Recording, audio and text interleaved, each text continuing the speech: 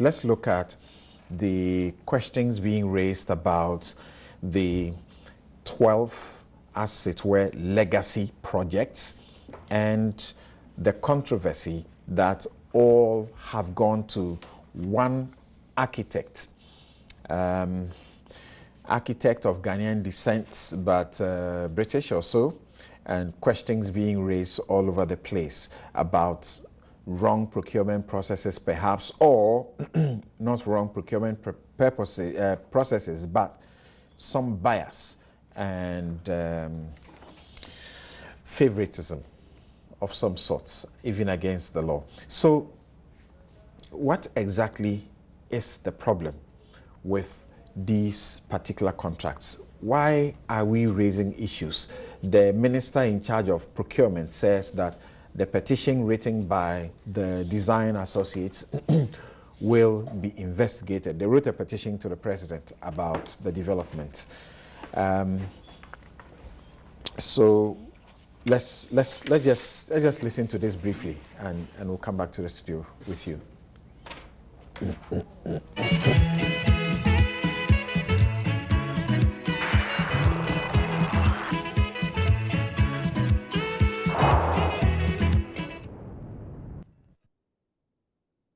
There are a number of projects that have been listed. Yes, some of them are already ongoing, the Marine Drive project. We are all aware of the National Cathedral project, which again, this council spoke to at a visit to the presidency on November 28th of last year to register, concerns, particularly when it was announced that, the public purse will contribute to the building of the cathedral. So coming in with what's just happened with Parliament and the list that is written, remember, these are, as you rightly said, alleged.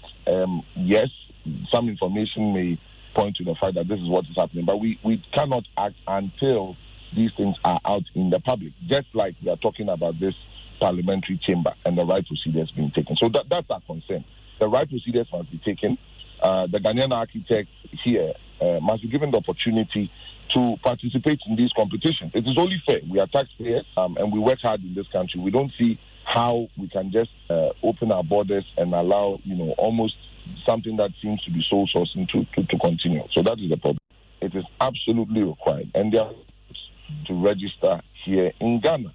If you read the law, the Act, item number 11, it talks about registering at the Registration Council. And you're supposed to be a member of the Ghana Institute of Architects. That process has not been completed, and yet we are having these things happening here. So that's definitely where the problem lies. Because whether you protect the public purse, whether there's corruption, whether you fail as a government, centers around procurement. So we ought to have a look at it. On face value, in terms of your expertise, has it necessarily raised eyebrows that you have one person winning more than 10 contracts? We will definitely interrogate the processes that went through in choosing whoever that has made the news all over. We need to properly interrogate, and where necessary steps need to be taken to ensure that the right things are done, we will do so.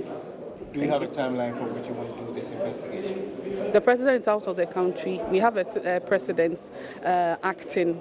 I'm sure that when the president comes in, I will have an engagement with him on this matter.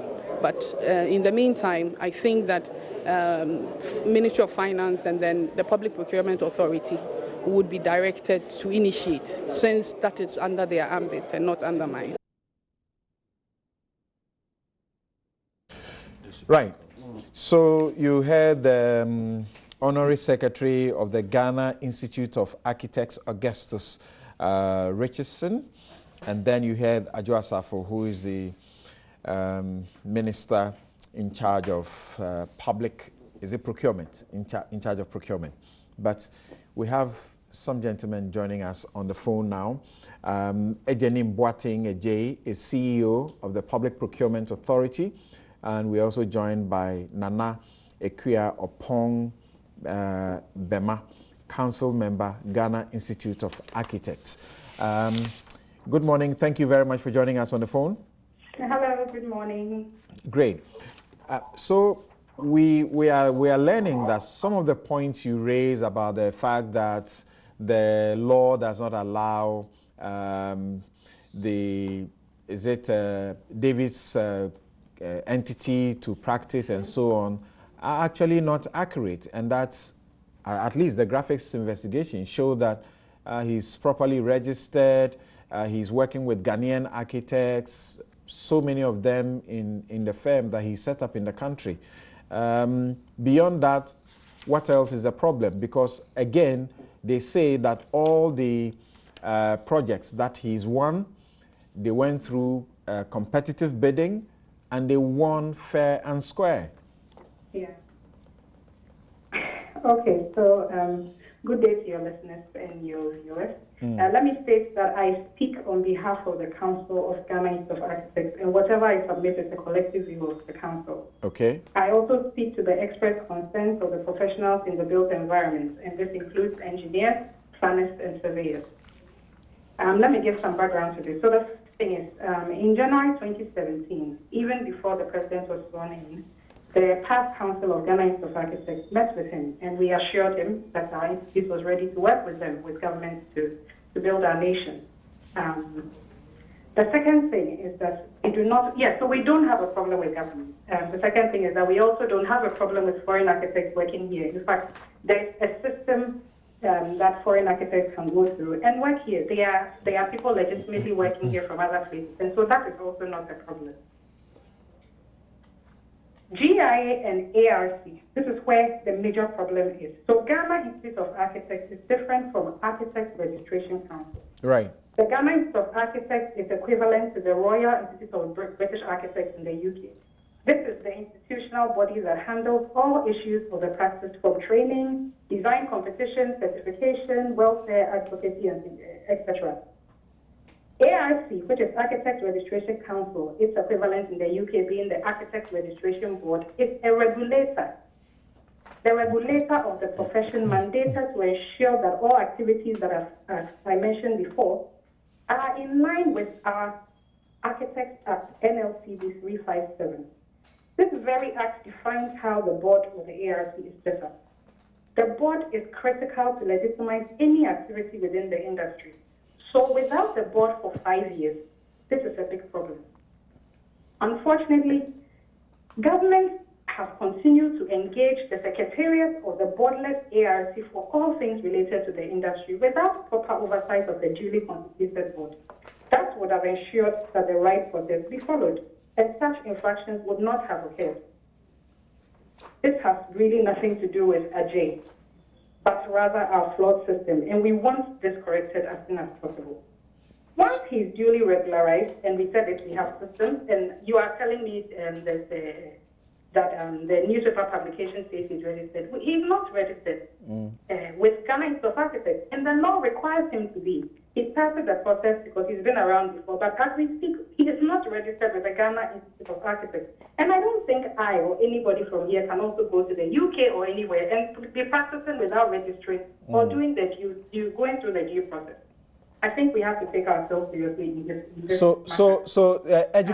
educators, what are the levels of registration? You must register with the council and then register with the institute. Is that it? Yes. So there are several ways. The most common, and Adjaye himself has been doing some work in the system, but the first way that most of the time foreign companies would work here would be to work with an architect of record who is resident in the jurisdiction. Now, this architect of record is the one that the system or the law can hold. You know, for example, if this building had a problem, you can't find whoever architect came from Yugoslavia to design this. You need an architect of record in the system who you can hold accountable for exactly. So this is very important, and this is happening. So architect of record is a very common thing. It's usual. There's a lot of people in the system, but they are working with on that issue. We are told that there is a team of 24 architects, and five of them are Ghanaians. Yes. Within his firm. Within his firm. Are you aware of that? Yes. So you see, this is a foreign firm. The project was won by Adjaye and Associates. Okay. Adjaye and Associates is a firm that must be registered here. It can employ whoever it pleases. When you do architect of record, you are not registered here. It is a firm that is registered here. So, for example, in this chamber competition, it would not have been Adjaye Associates presenting. It would have been ABCD firm.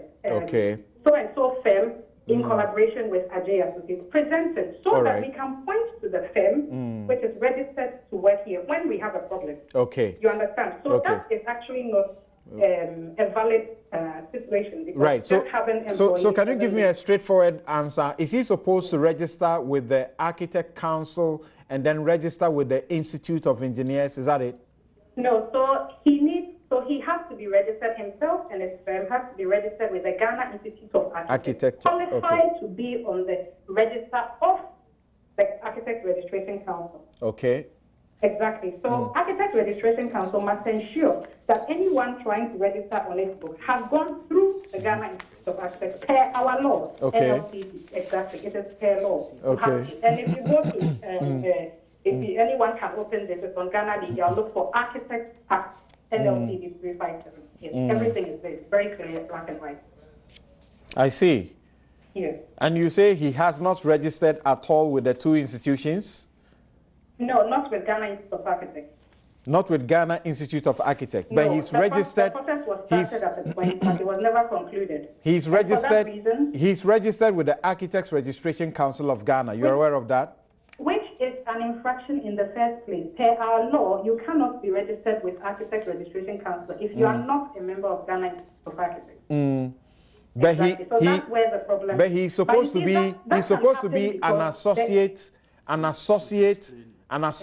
the Ghana Institute of Architects. Sorry? He's supposed to be an associate of the Ghana Institute of Architects. The Ghana Institute of Architects is an associate, myself included. That is what we call our membership, associate. Yes. So you will see that for most of us, our names, we end, at the end, we put AGIA, which means you are associate of the Ghana Institute of Architects. And I'm saying that as far as 26th of April 2018, he's supposed to have been duly recognized as an associate of the Ghana Institute of Architects. Exactly. Or to have been partnered with an associate, and that associate is the one whose name would have gone for this competition because they are the recognized entity. You understand? So per law, now the problem is to be on the register of the ARC and not have membership in the GIA. Our problem, which we've been asking for, is to have the board of the ARC, because this ARC, which should have had a board to make sure that this happens, does not exist. So we have a secretariat, but no board. Now, this aspect, I want to just read from our act, a very critical section, which makes all this so important. Section 2, subsection 3. This is about the common seal of the board of the Architects Registration Council. The common seal shall be kept in the custody determined by the board and shall be affixed to a document, and shall not be affixed to a document or an instrument except by the order of the board and in the presence of two members of the board who shall sign the document or instrument independently of the signature of a person who may have signed the document or instrument as a witness. Now think about it. This has been 5 years where these two people who should have been there are not there. So how have they been able to put Sir David Adjaye on a register which does not have a board to legitimize it? I see. So who do you blame? At this point, we blame the fact that we do not have a board.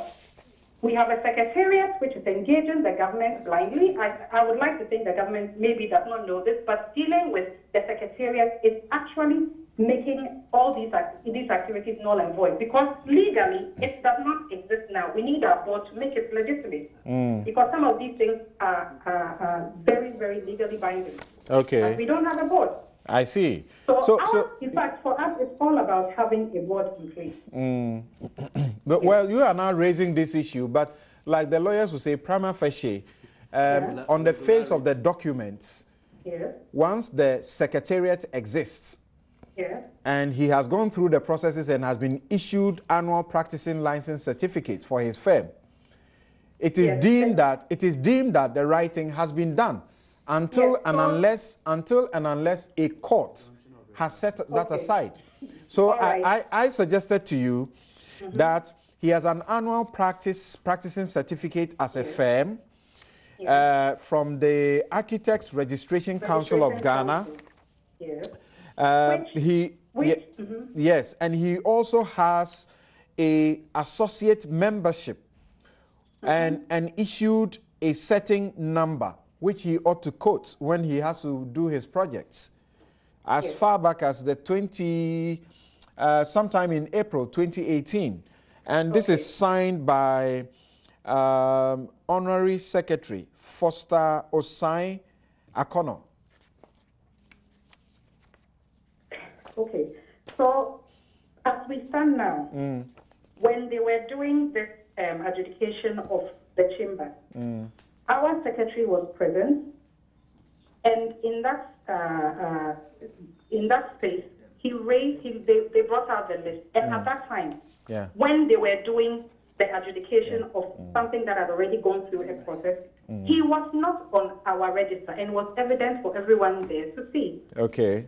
You understand? Okay. So for us, the point is, if he was not on the register, then how did we shortlist 3 companies, of which one was a contractor? What is the contractor doing in a design competition, an architectural design competition? Essentially, what we did was we picked one architect out of 1,000+ architects against one Adjaye and Associates for a project of such monumental.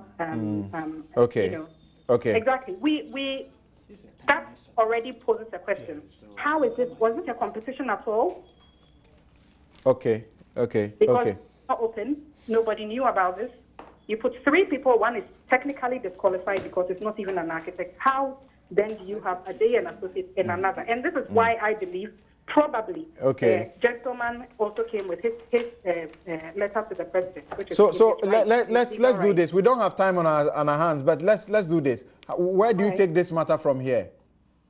Sorry? Where do you take this matter apart from the petition that was sent by Design Associate and the complaints that the institute itself has raised? Where do you take it beyond the public discussion? Yes, beyond this, we want the right things to be done. The first thing we are calling on government, which we have started the process, I mean, it's already in our application. We want our board to be formed as soon as possible, because everything going on in our industry now, technically, is not legitimate.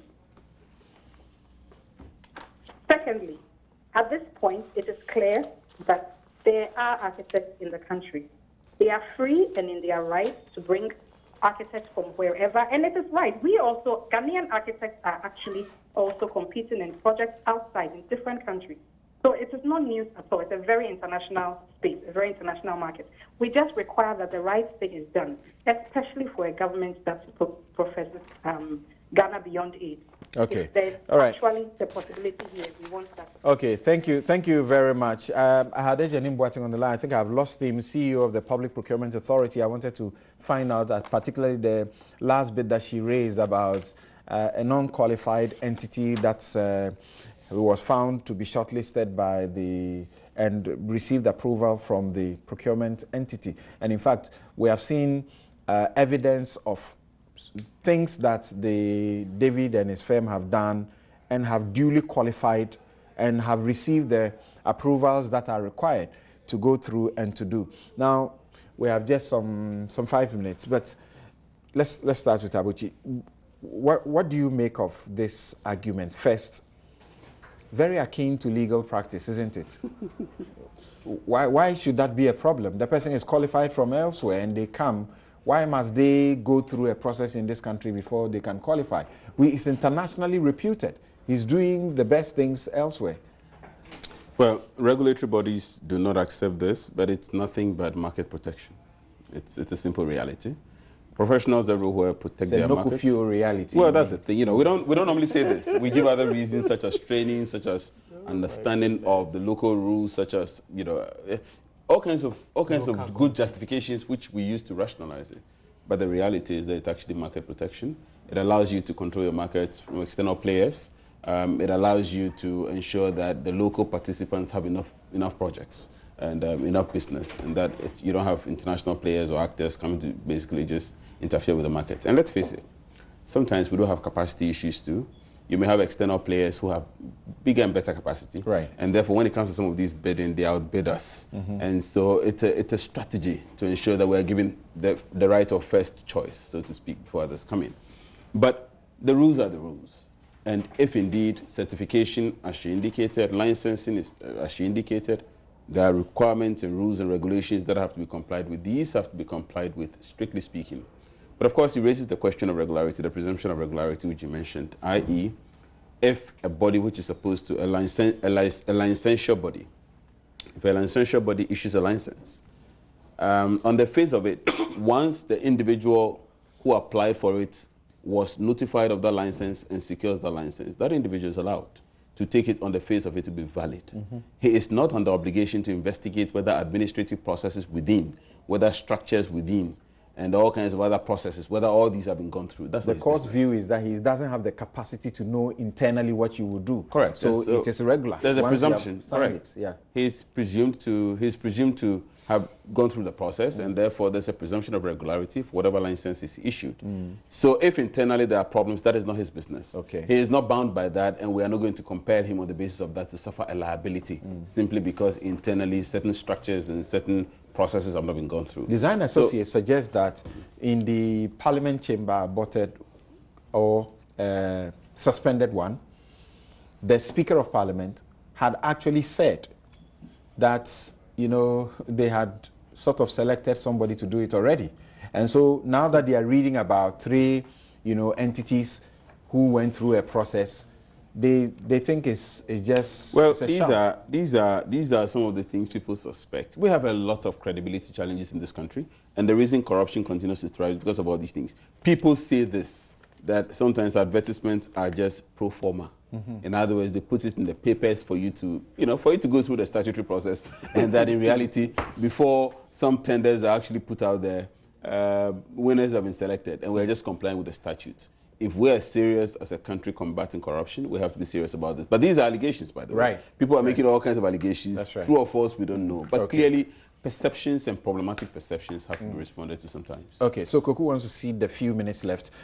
Yes, so Adjaye, what do you have to say? Are they not preaching what you lawyers are afraid to say publicly, that there are lawyers foreign who take up some really big jobs, and all you do is to sign.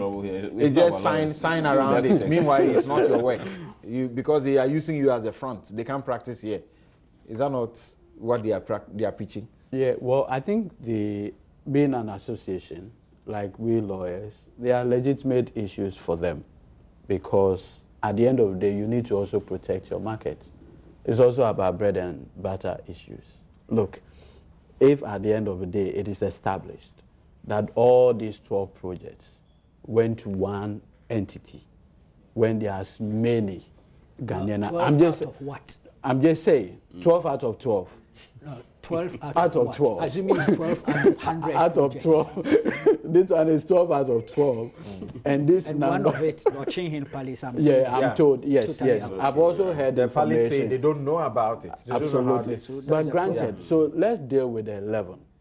If at the end, at least there are evidence to suggest that one had gone to these architects and what have you, I think we would have resolved this issue. I strongly believe that the association, they have a legitimate concern, which requires a certain interrogation. I had a difficulty, if you had spoken to the PPA CEO, for instance, if the matters borders on procurement, you can't actually approach the board to investigate that. We need to wait for all those outcomes. And I've heard the minister in charge of the Minister of State in charge of procurement, make some indication that they are going to investigate. So I will wait, except to say that we should not have a process that will end up clearing anybody. Okay, so the last minute left, I give it to Koku. I'm surprised at one thing. Design Associates, the point that the speaker told them ahead of time that they were already selected. So why did they compete? Yeah, maybe it was colluded. So no, you have been told that, look, this matter, we've finished with it. So why did they compete? You knew you were going to lose from the very first. But even that, we don't have it on paper, do we? No, No, Speaker one. No, he's alleged in the petition to the President. But this is the Parliament letter to PPE for adopting restrictive tendering with the 3 names there, and then the PPE approving. But this is 3rd December, this is 17 December. Mr. Bako, you'll notice that even the Parliamentary Entity Committee, there had been issues whether or not that committee was properly constituted at the time when those so this is where we draw the curtains on the 15-minute extended edition of Newsfile for today. Thank you very much. My outfit, as always, is by Latida. My guests have been Abdul Malik Kubaku, editor-in-chief of the New Crusading Guide newspaper. You say he's your finest pocket lawyer. Great. Aduji Kujo Tameklo is lawyer and member, NDC National Communication Team. Kofi Abochi is past dean, immediate past dean, Gimpa Law School, and partner Axis Legal Solicitors. People have enjoyed you thoroughly, the education you gave initially, which actually they say is for their direct benefit. Dr. Emmanuel Akwete, who left us a while ago, is Executive Director, Institute for Democratic Governance, IDEC. I'm Samson Ladia Yenini. Have a good afternoon. We join you next week with another edition, God willing. Thank you.